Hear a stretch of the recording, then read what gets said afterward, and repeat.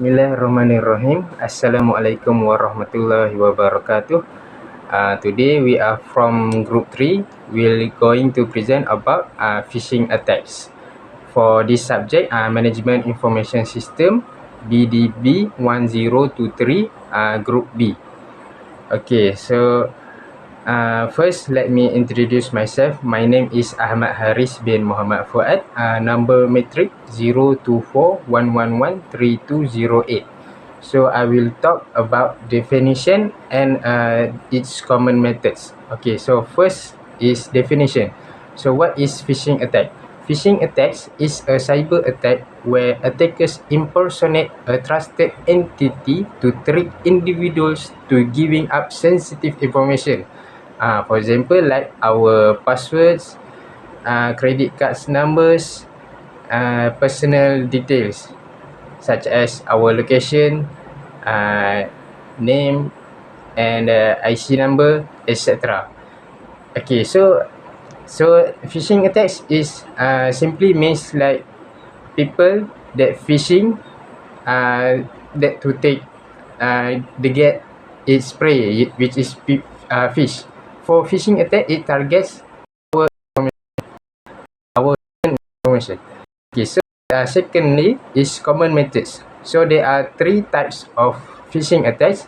Commonly, email phishing, which is a fake emails that look like legitimate, like legal emails from legitimate companies.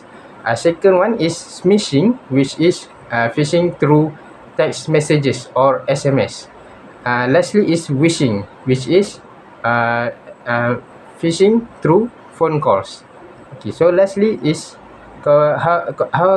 common methods to prevent phishing attack.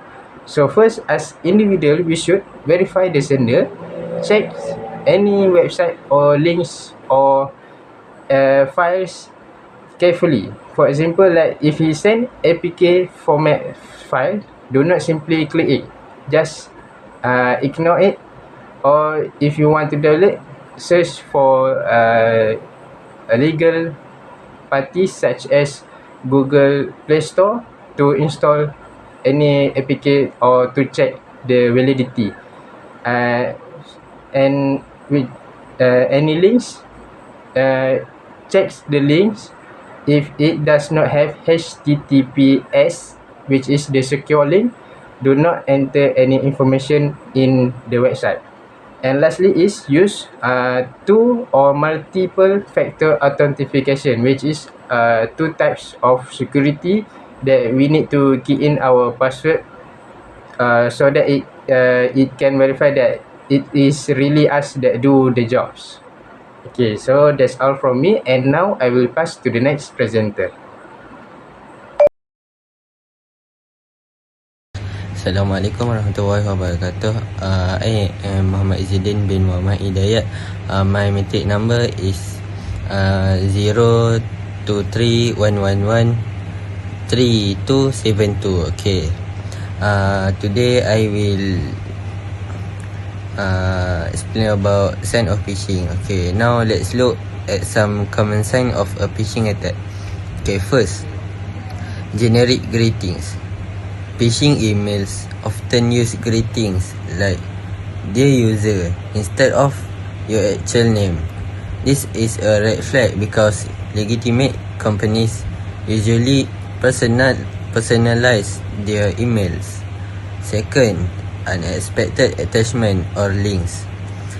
Be cautious with files or links you were not expecting. They may contain malware or lead to fake website designed to steal your information or data. Okay, next, spelling and grammar mistakes. Poor language and unusual formatting is often a sign that the message is not from a professional source. Okay. Another key sign is request for personal or financial information.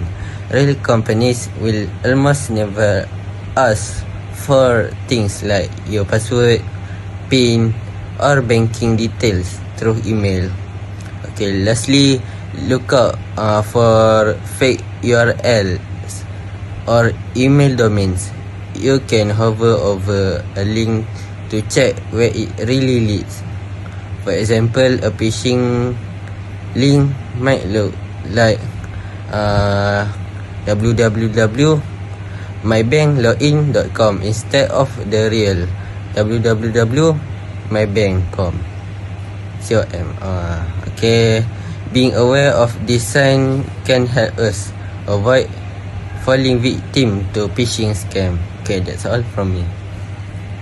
Assalamualaikum everyone. I'm going to talk briefly about the impact of phishing attack. Okay, the first and most obvious impact is financial loss.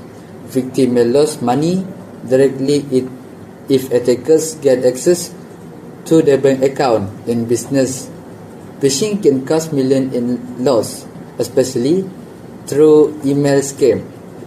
Secondly, phishing often leads to identifiable theft.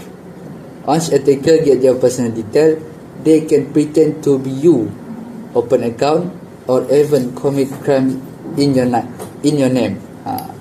Another serious impact is data breach in companies. Phishing is a common way for hackers to break into system and steal sensitive information. This can include customer data, business secret, or internal document. Okay. Phishing also causes reputational damage. When customer find out their data has been stolen, they lose trust in the company. It can take years to rebuild the trust. Additionally, there are legal consequences if a company fails to protect its user data. It can be fined or sued under data protection law. Phishing can also disrupt operation. Some phishing email contain malware that locks company system, stopping all work and costing time and money to fix. Finally, it affects employee productivity. Staff need time to recover, change password, and deal with security check.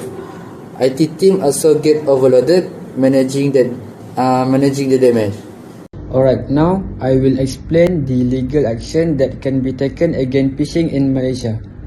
Phishing is not just a cyber threat, it is actually a serious criminal offense under Malaysian law. Anyone involved in phishing activities can be charged under two main legal provisions. The first one is Section 420 of the Penal Code, which deals with cheating and fraud.